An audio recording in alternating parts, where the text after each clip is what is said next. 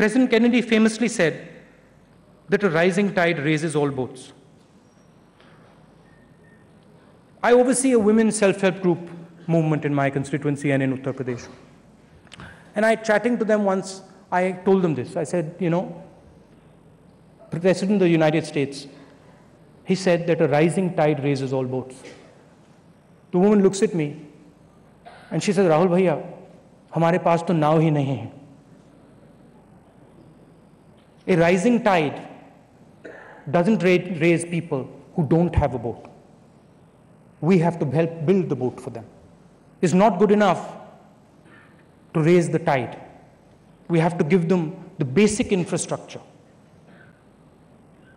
to rise with the tide. And what is the basic infrastructure?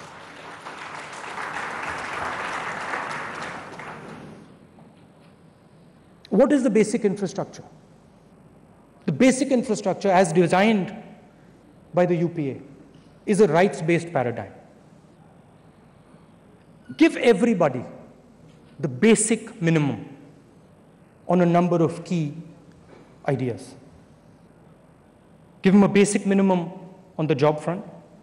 Give them a basic minimum on the education front. Give them a basic minimum on information, which is what Nandan is doing. That is what we are trying to do with the rights-based approach. The rights-based approach is important because it allows people to move. It builds this movement. One of the biggest problems poor people have is identification.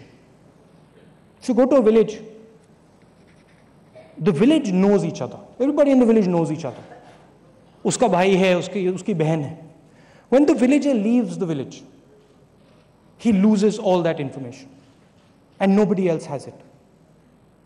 So a lot of the ideas that we have are designed to support this movement and make it smoother, more comfortable for people who are going to move. And as I said earlier, this movement is what is driving everything. It is what is driving your businesses. Let me go back to the women for a bit. They told me they have no boats, but the work our women do, the work millions of Indian women undertake every day, not poor ones, not rich ones, every single one of them. The work they do right now, as we're sitting here in this nice AC'd hall, they're building not only our boats, they are the waves. They are not only building boats, they are the waves. And I, for one, will not speak of growth without speaking of them. Our economic vision must be about more than money. It must be about compassion.